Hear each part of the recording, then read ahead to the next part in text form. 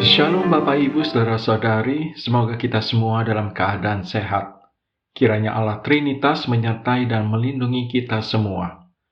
Firman Tuhan pada hari ini diambil dari surat Ibrani pasal 2 ayat 14 dan 15. Karena anak-anak itu adalah anak-anak dari darah dan daging, maka ia juga menjadi sama dengan mereka dan mendapat bagian dalam keadaan mereka, supaya oleh kematiannya ia memusnahkan dia, yaitu iblis, yang berkuasa atas maut.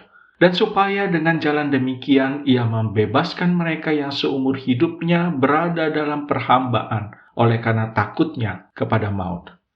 Berbahagialah setiap orang yang mendengarkan firman Tuhan dan memeliharanya. Bapak Ibu Saudara-saudari yang dikasihi oleh Tuhan Yesus Kristus, saya pikir ayat-ayat tadi dapat menjadi salah satu teks Advent atau teks menjelang Natal yang seharusnya favorit bagi kita. Kita tidak tahu apakah ada teks yang lain yang mengungkapkan dengan jelas hubungan antara awal dan akhir kehidupan Yesus di dunia ini, antara kelahirannya yang berinkarnasi dan penyaliban. Kedua ayat ini Bapak Ibu Saudara-saudari menjelaskan mengapa Yesus datang, yaitu untuk mati. Ada hal yang menurut saya bisa menyesatkan, yaitu kita sering memandang kelahiran Yesus sebagai peristiwa tunggal dari seorang bayi Natal yang dilepaskan dari peristiwa-peristiwa dalam kehidupan Yesus yang lain, Bapak Ibu. Karena kesatuan dari dua ayat tadi, maka ayat-ayat tadi akan sangat bagus untuk digunakan kepada teman atau anggota keluarga kita yang belum percaya, untuk memandu mereka selangkah demi selangkah melalui pemahaman kita tentang Natal. Bapak Ibu, saudara-saudari, saat ini saya mengajak untuk kita merenungkan 3 hal dari ayat 14 tadi. Mari kita mulai dengan kalimat, karena anak-anak itu adalah anak-anak dari darah dan daging. Bapak Ibu, istilah anak-anak diambil dari ayat sebelumnya dan merujuk pada keturunan rohani Kristus atau Mesias. Anak-anak itu adalah anak-anak Allah, sama seperti dinyatakan dalam Yohanes pasal 1 ayat 12. Tetapi semua orang yang menerimanya diberinya kuasa supaya menjadi anak-anak Allah, yaitu mereka yang percaya dalam namanya. Dengan kata lain, Bapak Ibu, dalam mengutus Kristus, Allah terutama melihat keselamatan dari anak-anaknya. Memang benar bahwa dalam Yohanes pasal 3 ayat 16 dinyatakan, karena begitu besar kasih Allah akan dunia ini, sehingga ia telah mengaruniakan anaknya yang tunggal.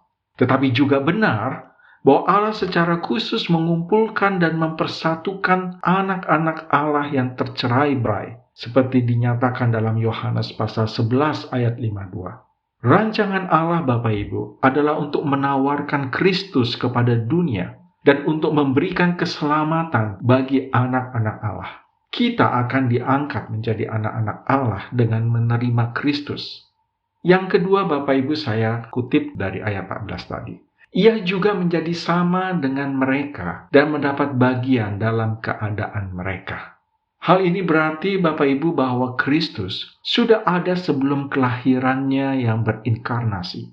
Dia adalah roh, dia adalah firman yang kekal. Dia bersama-sama Allah dan dia adalah Allah. Tetapi dia mengambil daging dan darah. Ia mengenakan keilahiannya dengan kemanusiaan.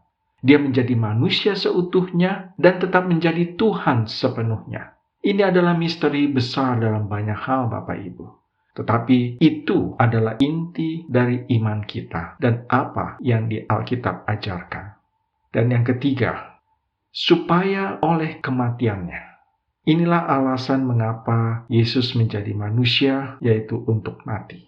Hanya sebagai Tuhan semata, dia tidak bisa mati untuk orang berdosa.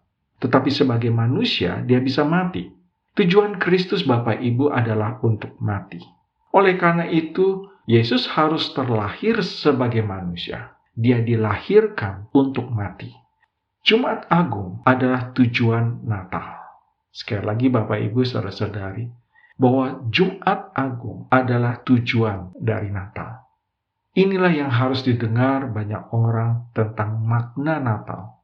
Mari Bapak Ibu saudara-saudari yang dikasihi Tuhan Yesus Kristus, Mari kita menyambut Natal dengan penuh sukacita dan syukur, karena melalui Natal Allah menyediakan jalan keselamatan bagi kita, anak-anak Allah.